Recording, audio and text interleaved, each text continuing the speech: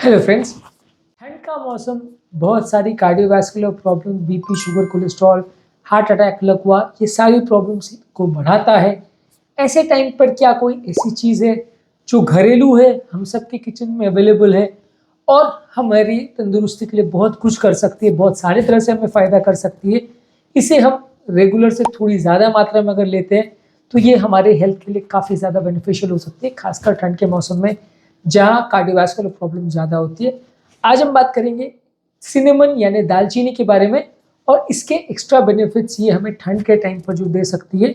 आज उसको डिस्कस करेंगे किस तरह से दालचीनी या सिनेमन हमारे लिए बेनिफिशियल हो सकती है विंटर मंथ्स में और किस तरह से वो हमारे प्रोटेक्शन में मदद कर सकती है। टॉपिक पर जाने से पहले जो लोग हमारे चैनल पर नए हैं उन्हें वेलकम करूंगा और उन्हें और हमारे रेगुलर व्यूअर्स को इनवाइट करूंगा कि रेगुलरली हमारे वीडियोस को देखें, फॉलो करें, कमेंट करें और उन्हें शेयर भी करें। दालचीनी यानी सिनेमन जो है शरीर को गर्म करता है, बॉडी टेम्परेचर को थोड़ा सा बढ़ाता है, बॉडी के मेटाबॉलिज्म को बढ़ाता है। ठंड के मौसम में हम ऐसी चीज़ों की ही तलाश करते हैं जो शरीर का तापमान को या बॉडी टेम्परेचर को बढ़ाती है।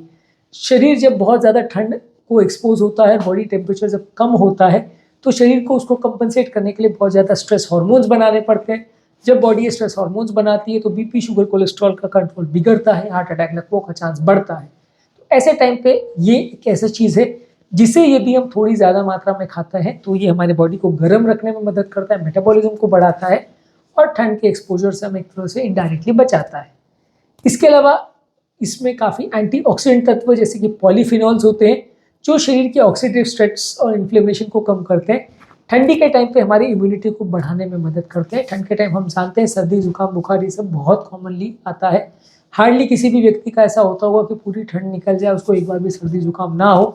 तो ऐसे टाइम पे यदि कोई चीज़ ऐसी अवेलेबल है जिसमें एंटीऑक्सीडेंट्स है और जो हमारी बॉडी को प्रोटेक्ट कर सकता है इस तरह की बीमारियों से और हमारी इम्यूनिटी बढ़ा सकता है तो काफ़ी हेल्पफुल माना जा सकता है। इसी तरह से इसमें एंटी इन्फ्लेमेटरी इफेक्ट्स भी है जो कि बॉडी के सूजन को कम करती है। अलग अलग तरह के जॉइंट के सूजन और इन्फ्लेमेशन और कार्डियोवैस्कुलर प्रॉब्लम्स, हार्ट अटैक, सारी चीज़ें जो इन्फ्लेमेशन से रिलेटेड होती हैं ये उसमें हमारी मदद करता है। काफ़ी स्टडीज़ ने शो किया है कि जितना बॉडी का सूजन या इन्फ्लेमेशन होगा उतना हार्ट अटैक, लकवों का चांस बढ़ेगा। जितना HSCRP जो कि इन्फ्लेमेटरी मार्कर है वो ज़्यादा रहेगा, चाहे किसी भी कारण से ज़्यादा हो, वो हार्ट अटैक्स वगैरह के चांस को बढ़ाता है। इन्फ्लेमेशन यदि हम कम कर सके किसी भी खाद्य पदार्थ द्वारा तो हमारे लिए बेनिफिशियल होगा क्योंकि इससे बहुत सारी तरह की बीमारियों से बचने में मदद मिलेगी। इसके अलावा दालचीनी हमारे ब्लड शुगर लेवल्स को कंट्रोल करने में मदद करता है, बॉडी की इंसुलिन की सेंसिटिविटी को बढ़ाता है। इसलिए ठंड के मौसम में जहाँ स्ट्रेस हार्मोन्स हमारे शुगर लेवल्स को बढ़ा देते हैं और हम कई बार बहुत ज़्यादा मीठी चीज़ें को भी खाते हैं, बहुत ज़्यादा शुगर वाली चीज़ों को हम खाते हैं ठंड के टाइम, इसकी वजह से भी sugar levels out of control हो जाते हैं। तो ऐसे टाइम पे ये हमारी मदद करता है शुगर लेवल्स को कंट्रोल करने में। इसके अलावा इसमें कुछ एंटी माइक्रोबियल तत्व भी है जो कीटाणुओं से लड़ने में हमारी मदद करते हैं। ठंड के टाइम वातावरण ऐसा होता है, मौसम ऐसा होता है कि बहुत सारे तरह के कीटाणुओं का शरीर पे हमला होता है। ऐसे टाइम पे कोई चीज़ अगर हमारी शरीर को प्रोटेक्ट कर सके और एंटीबायोटिक्स की ज़रूरत ना पड़े, कीटाणुनाशक दवाओं की ज़रूरत ना पड़े, वो डायरेक्टली हमें बैक्टीरियाज और वायरसेस से बचाए, तो ये काफ़ी हेल्दी चीज़ है और ये दालचीनी में होता है यानी सिनेमन में होता है। इसके अलावा हमारे बहुत सारे तरह के रोल्स हैं, स्पाइसेस हैं, केक्स हैं और बहुत सारे तरह के करीज़ हैं।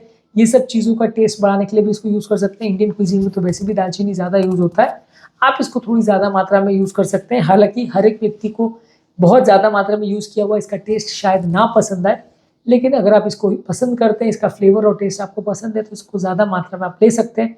ठंड के टाइम पे ज़्यादा हेल्दी और ज़्यादा बेनिफिशियल हो सकता है आपके लिए। इसके अलावा ये हार्ट की हेल्थ के लिए भी अच्छा है, खराब कोलेस्ट्रॉल को कम करता है, ट्राइग्लिसराइड्स को कम करता है, बॉडी के सूजन को कम करता है, हार्ट की हेल्थ को इम्प्रूव करता है। ओवरऑल ये बहुत सारे तरह से मदद करता है, हार्ट अटैक, लकवों के और इस तरह की बीमारियों के रिस्क को भी कम करता है। डायरेक्टली और इनडायरेक्टली ये कार्डियोवैस्कुलर सिस्टम को बेनिफिट करता है और ठंड के टाइम हमारे लिए एक बहुत बड़ा इशू ये होता है कि ठंड के टाइम हार्ट अटैक्स का चांस काफ़ी ज़्यादा होता है। इसके अलावा ये आपके दिमाग के फंक्शनिंग को भी इम्प्रूव करता है, ब्रेन की फंक्शनिंग यानी न्यूरोलॉजिकल कंडीशंस जैसे कि डिमेंशिया वगैरह उसमें भी इसको दिया जाता है। ये ब्रेन की सोचने की क्षमता को बढ़ाता है, दिमाग की काम करने की क्षमता को बढ़ाता है और बहुत सारे ब्रेन के रिलेटेड इन्फ्लेमेशन या सूजन वाली कंडीशन से भी बॉडी को बचाता है। इसके अलावा इसमें एंटी बैक्टीरियल और एंटी फंगल तत्व हैं जो कि इन्फेक्शन से हमें बचाते हैं। ठंड के टाइम ये हमारी मदद करते हैं और लास्ट में ये हमारे डाइजेशन के लिए भी मददगार है। जो लोग इसको रेगुलरली खाते हैं उनको ब्लोटिंग और गैस का प्रॉब्लम कंपेरेटिवली कम होता है, तो डाइजेशन के हिसाब से भी अच्छा है। हालांकि इसमें बहुत सारे बेनिफिट्स है लेकिन थोड़े बहुत प्रॉब्लम्स भी है। प्रॉब्लम ये है कि खून पतला करने का काम करता है तो इसमें कुछ कोएमरिन का कंटेंट होता है जो कि अगर ज़्यादा मात्रा में लिया जाता है तो लिवर के लिए खराब होता है, ज़्यादा मात्रा में लिया जाता है तो लिवर टॉक्सिसिटी कर सकता है। और दूसरा, खून को अगर ज़्यादा पतला कर दे तो फिर ये प्रॉब्लम भी क्रिएट कर सकता है, खासकर उन लोगों के लिए जो ऑलरेडी खून पतला करने वाली दवाओं पर चल रहे हैं। मान लीजिए आप बाहर से खून पतला करने की दवा ले रहे हैं, साथ में इसको भी ज़्यादा मात्रा में ले लेते हैं और खून ज़्यादा पतला हो जाता है तो ब्लीडिंग होने का चांस हो सकता है, जिससे आपकी हेल्थ बिगड़ सकती है। तो ऐसे टाइम पे ज़्यादा अच्छा है कि आप इसको सीमित मात्रा में लें, बहुत ज़्यादा ना लें। और अगर खून पतला ऑलरेडी चल रहा है या दवाई ऑलरेडी चल रही है तो फिर इसे अवॉइड ही करें तो अच्छा है। इसके अलावा कुछ लोगों को इससे एलर्जिक रिएक्शंस भी हो सकते हैं, हालांकि हर व्यक्ति को ऐसा नहीं होगा, किसी किसी व्यक्ति को इससे प्रॉब्लम हो सकती है। इसके अलावा जो लोग बाकी एंटीप्लेटलेट या लकवा के लिए खून पतला करने की जो दूसरी दवाएं हैं वो भी अगर ले रहे हैं तो उनकी दवाओं से भी रिएक्शन कर सकता है। तो अगर ज़्यादा मात्रा में आपको खून पतला करने की दवा चल रही है पहले से तो फिर आप इसे लेना अवॉइड करें, क्योंकि खून ज़्यादा पतला होने से तकलीफ हो सकती है। डायबिटिक लोगों के लिए भी थोड़ा सा इशू हो सकता है कि जब ये आपकी इंसुलिन सेंसिटिविटी बढ़ाता है तो थोड़ा हाइपोग्लाइसीमिया का रिस्क हो सकता है, क्योंकि आप ऑलरेडी बाहर से मेडिसिन ले रहे हो और वो मेडिसिन के साथ जब ये इंट्रैक्शन करता है तो साथ में दोनों का कंबाइंड इफेक्ट शुगर लेवल को ज़्यादा लो कर सकता है।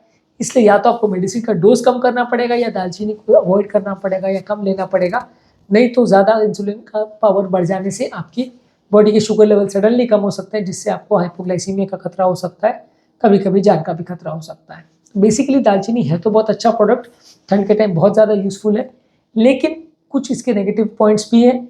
ये फ्लेवर्स के हिसाब से, हेल्थ के हिसाब से, खून पतला करने के हिसाब से, आपके इन्फ्लेमेशन को कम करने के लिए, एंटीऑक्सीडेंट के लिए, ब्रेन के फंक्शन के लिए, डाइजेशन के लिए, कीटाणुनाशक होने के हिसाब से सारी तरह से आपको बेनिफिट करता है। लेकिन ये कई बार खून को ज़्यादा पतला कर सकता है, कई बार आपके इंसुलिन को ज़्यादा इफेक्टिव बना सकता है, जिससे आपको थोड़ा खतरा भी हो सकता है। तो थोड़ा सावधानी रखेंगे तो अच्छा है। उम्मीद करूँगा कि आज के टॉपिक में कुछ नई बातें जानने को मिली होगी। जो लोग हमारे चैनल पर नए हैं उन्हें वेलकम करूँगा, उन्हें रिक्वेस्ट करूँगा कि चैनल को सब्सक्राइब करें, वीडियोज़ को लाइक और फॉलो करें और कमेंट करें उन पर, और पॉसिबल हो तो फ्रेंड्स रिलेटिव के साथ शेयर भी करें।